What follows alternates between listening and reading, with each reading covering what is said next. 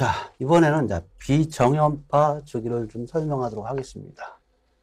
자, 여기서 이제 여러분들이 좀 하나 알아둘 것은 바로 일단은 기본파라는 용어를 갖다가 설명할 거예요. 기본파는 가장 낮은 주파수를 갖다가 의미한다.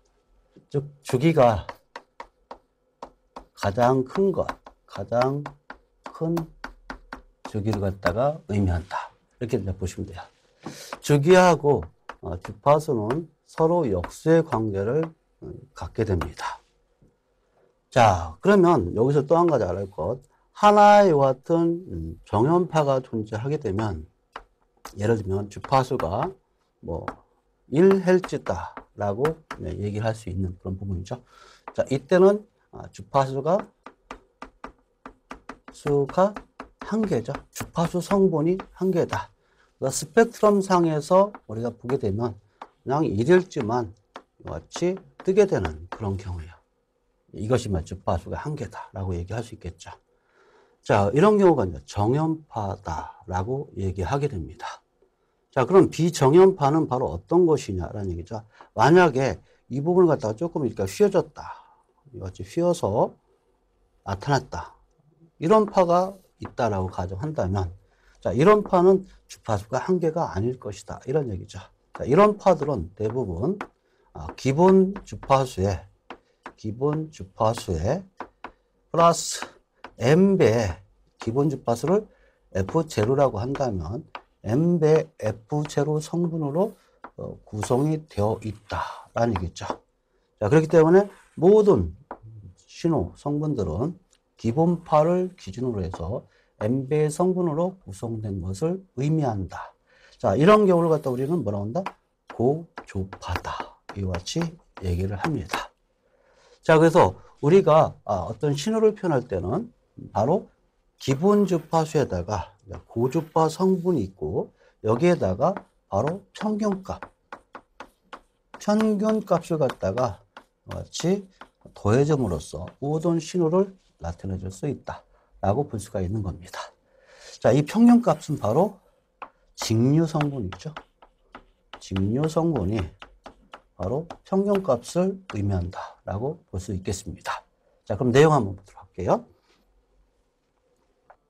자, 전력 전자회로에서 비정연파 주기의 일례입니다. 그래서 가장 낮은 주파수를 우리는 기본파라고 했을 때, 우리는 여기다 이제 구형파를 갖다가 표시하게 되면 다음과 같은 형태로 나타날 수 있죠. 여기서 표시하는 방법은, 자, 기본파가 0보다 작을 때는 마이너스 펄스의 변화량을 갖다 나타나죠. 그 변화폭.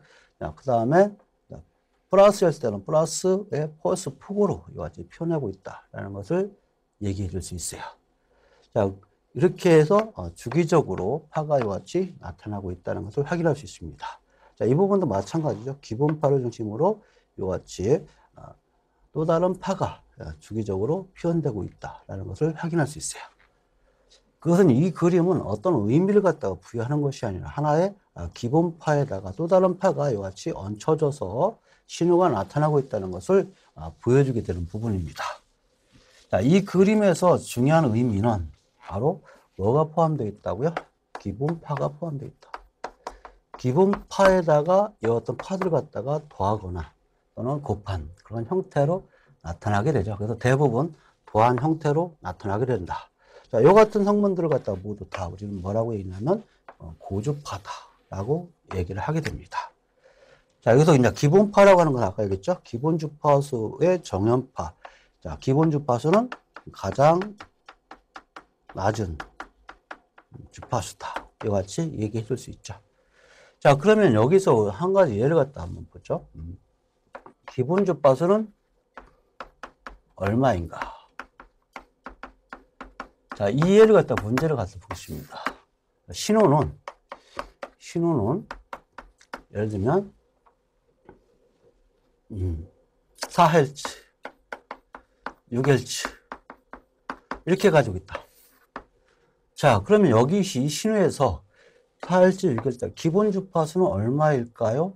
이와 같이 얘기하면 분명히 가장 낮은 주파수가 4Hz인데 여기에 보면 정수배가 되려면